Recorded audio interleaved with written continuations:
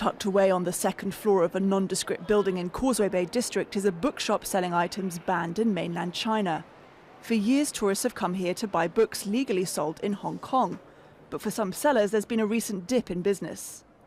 We're not sure if the drop in sales is linked to the general decline of retail business or other factors such as growing political censorship. Hong Kong publishers have been less active since the Causeway Bay Books disappearance incident.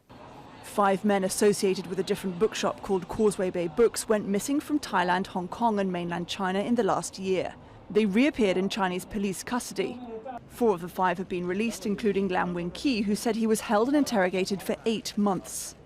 This is our one remaining publisher over here. This event is part of the Asia-Pacific Writers and Translators Conference, the longest-running literary network in the region.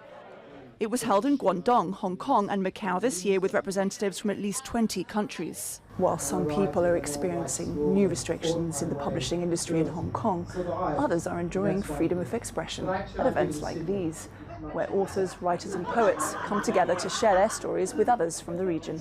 People here say there are challenges to writing and distributing all over the region, but that doesn't stop authors expressing themselves. Writers within these countries with censorship, how do they cope?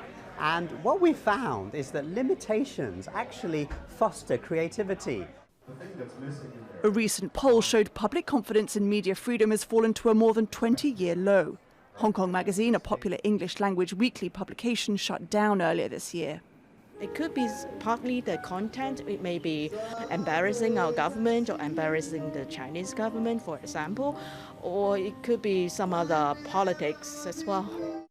Pete Spurrier has been publishing books about Hong Kong and China for 12 years and recognises economic and political pressures that didn't exist before. The main thing now is to carry on publishing, carry on writing, carry on speaking in the way that we are able to now, according to Hong Kong laws, because if we decide that's a bit too difficult now, a bit too dangerous, that freedom will disappear. And that's just what some publishers and bookshops continue to do, making the most of the freedoms that exist here, even if they don't just next door. Caroline Malone, Al Jazeera, Hong Kong.